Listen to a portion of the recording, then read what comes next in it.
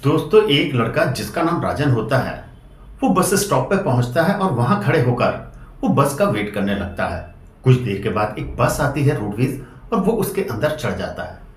वहां पे देखता है कि सभी सीटें भरी हुई हैं।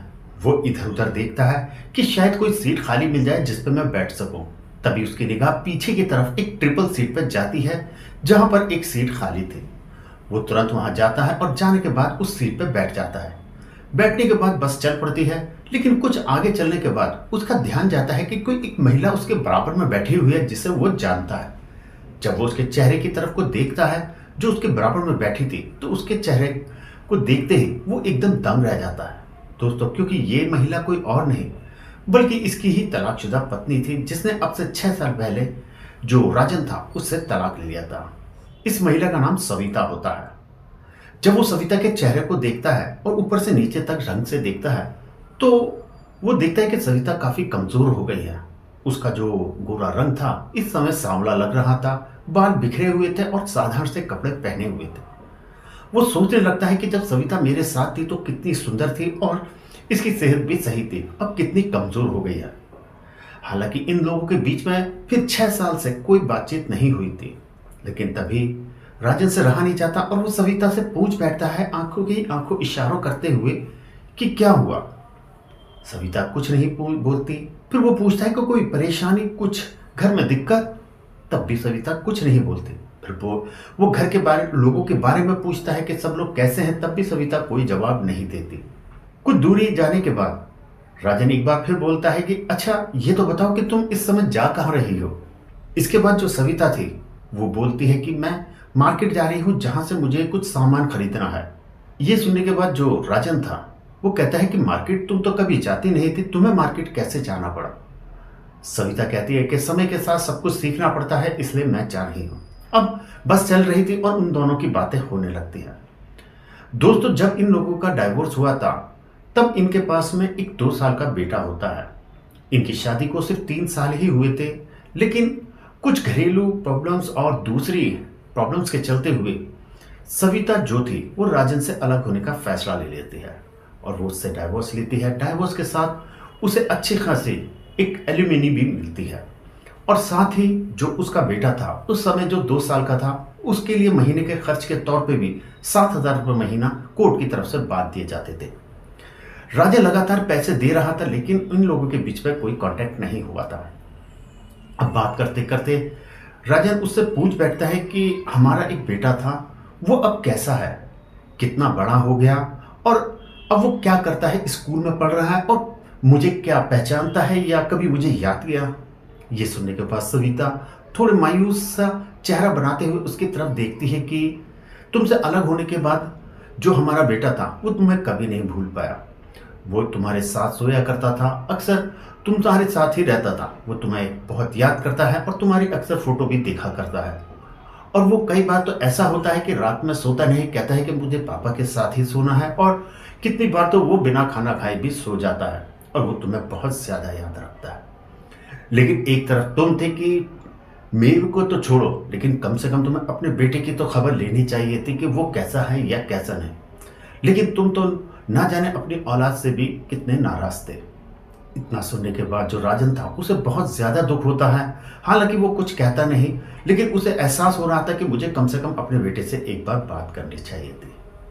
अब ऐसे ही बातें करते करते मार्केट आ जाती है और सविता बोलती है कि अब मेरी मार्केट, मुझे यहीं उतरना है जिस वहां से मुझे कुछ खरीदारी करना। इसके बाद सविता बस से उतरने लगती है, लेकिन राजन को जो आगे जाना था वो भी सविता के पीछे पीछे उसी बस से नीचे उतर जाता है और वो उसके साथ साथ चलते हुए फिर से बातें करने लगता है।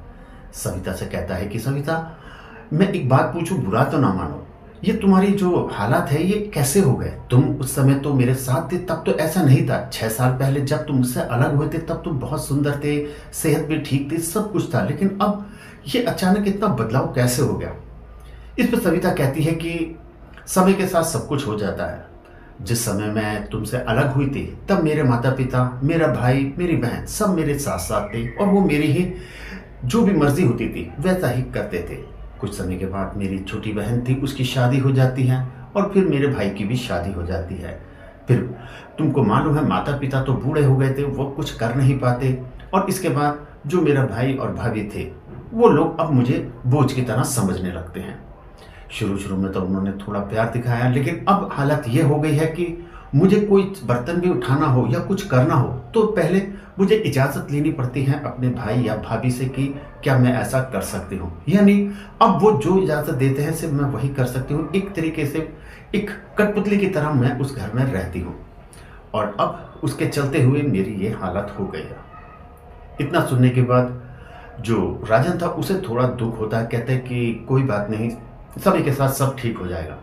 सविता कहती है चलो छोड़ो इन बातों को, तुमने तो शादी कर ली होगी, अब तो बच्चे वगैरह भी होंगे, इसीलिए तुम अपने बेटे तक को भूल गए। राजन जो था थोड़ा सा मुस्कुराता है, मुस्कुराते हुए कहता है कि नहीं नहीं, ऐसा कुछ भी नहीं है, मैंने अभी शादी नहीं की। तुमसे अलग होने के बाद मैं ऐसे ही अपनी ज़िंदगी गुजार रहा था, क्योंकि मैं तुमसे बहुत प्यार करता था और मैंने कभी नहीं चाहा कि तुम्हारी जगह मैं कभी किसी और को दूँ। इसके बाद तुम्हें मालूम है कि मेरी जो माता थी वो तो तुम्हारे सामने ही गुजर गई थी, सिर्फ पिताजी बचे थे, और वो भी तुमसे अलग होने के 2 साल के बाद वो भी गुजर जाते हैं। अब घर में सिर्फ मेरे 2 भाई और उनकी 2 भाभियाँ रह जाती हैं। शुरू शुरू में तो उन लोगों ने भी ऐसा ही मेरे साथ बहुत अच्छे से बर्ताव किया, लेकिन समय के साथ साथ उन लोगों ने मेरे बारे में सोचना बंद कर दिया। यहाँ तक कि मुझे जो खाना होता था वो अब मुझे रखा हुआ 1 दिन पुराना 2 दिन पुराना खाना दिया जाता था।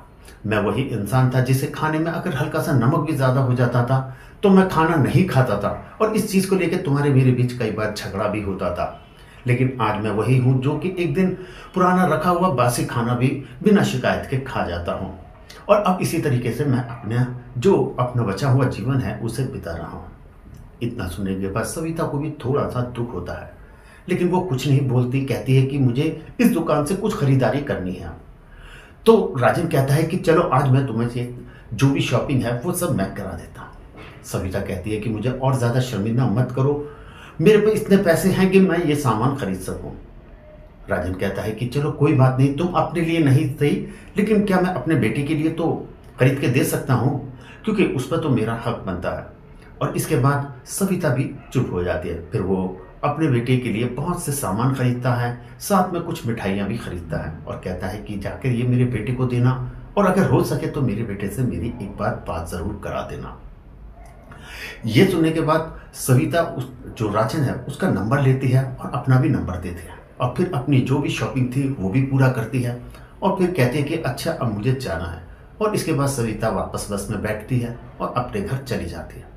घर जाने के बाद अपने बेटे को ये सारे गिफ्ट देती है। बेटा गिफ्ट देख के बहुत खुश होता है, और फिर वो उसके बाद शाम के समय अपने पति यानी राजन को फ़ोन मिलाती है और उससे अपने बेटे से बात कराती है।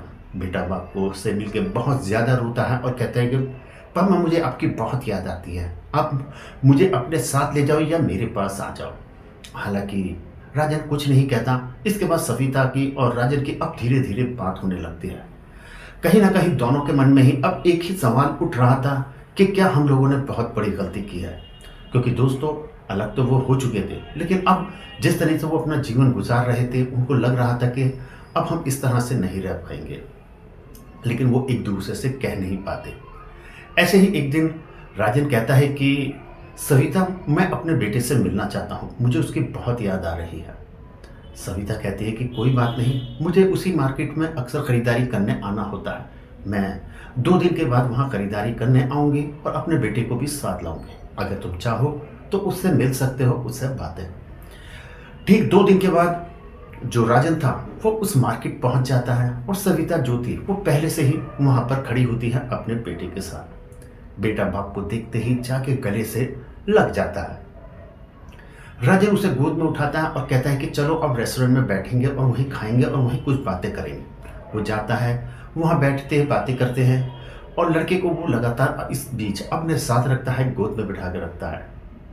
अब लगभग टाइम पूरा हो चुका था, काफ़ी देर बात करने के बाद जाने का समय होने लगता है।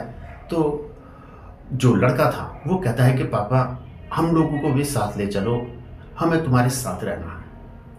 अब ये बात सुनने के बाद कहीं ना कहीं एक बार फिर से ये सविता और राजन के मन में सवाल उठने लगता है कि शुरुआत कौन करे। हालांकि दोनों ही ये चाहते थे कि वो एक दूसरे से कहें, लेकिन किसी की हिम्मत नहीं पड़ती। अब चलते चलते कुछ दूर जाते हैं और बस स्टॉप पर पहुंच जाते हैं। और फिर बस में चढ़ते हैं और फिर वो सविता को उसके घर छोड़ने के लिए चल देता है। बातें करते हुए जा रहे थे। अब जैसे ही सविता का स्टॉप आता है तो राजन कहता है कि आपका घर आ गया। आखिरकार सविता का जो सब्र का बांध था वो टूट जाता है। कहती है कि मेरा घर नहीं आया, मेरा घर तो आगे है जहाँ पे मुझे जाना है। अगर तुम मुझे ले जा सकते हो तो मुझे मेरे घर ले जाओ, मुझे मेरी बेटे को मेरे घर ले जाओ। इतना कहना था कि सविता अब फूट फूट के रोने लगती है। बस में बैठे हुए सभी लोग उन्हें बड़े ध्यान से देख रहे थे कि आखिर क्या बात हो गई। ये लोग तो अभी हंसते खाते बात करते हुए आ रहे थे। सभी लोगों को जब ये बात पता चलती है तो बहुत ज़्यादा दुख होता है और वो दोनों ही को ही अब समझाते हैं और जल्द ही दोनों के मन में जो था वो एक दूसरे से कह देते हैं कि हाँ, हम अब तुम्हारे साथ रहना चाहते हैं। राजन बिना देर किए कहता है कि मैं तुम्हें अभी अपने साथ अपने घर लेके जाऊंगा और अब मैं वो गलती नहीं करूंगा कि तुम्हें अब खोने की। इसके बाद वो सविता और लड़के को अपने घर ले जाता है। जब घर पहुंचता है तो जो उसके भाई थे और भाभियाँ थी वो बहुत ज़्यादा गुस्सा होती हैं। कहती है कि ऐसे नहीं चलेगा, इससे हमारा रिश्ता खत्म हो गया है, इसे घर से निकाल दो। राजन साफ कह देता है कि आप जो भी चाहो वो करो या मत करो, ये घर मेरा भी इतना ही है जितना आप लोगों का है और इसका भी इतना ही है जितना आप लोगों का है और ये अब इसी घर में मेरे साथ रहेगी। दोस्तों, इस कहानी का मकसद सिर्फ इतना था कि कई बार हम फैसले गुस्से में, जल्दबाजी में या किसी के कहने में ले लेते हैं, लेकिन उसका पछतावा हमें जीवन भर रहता है।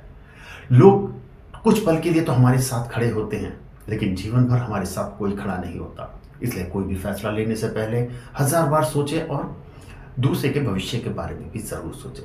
आपको क्या लगता है कि राजन ने फैसला सही किया था? क्या कविता का फैसला सही था? आपकी जो भी राय हो हमें कमेंट्स बॉक्स में ज़रूर बताएं और वीडियो अच्छी लगे तो वीडियो को लाइक करके चैनल को सब्सक्राइब ज़रूर कर लें।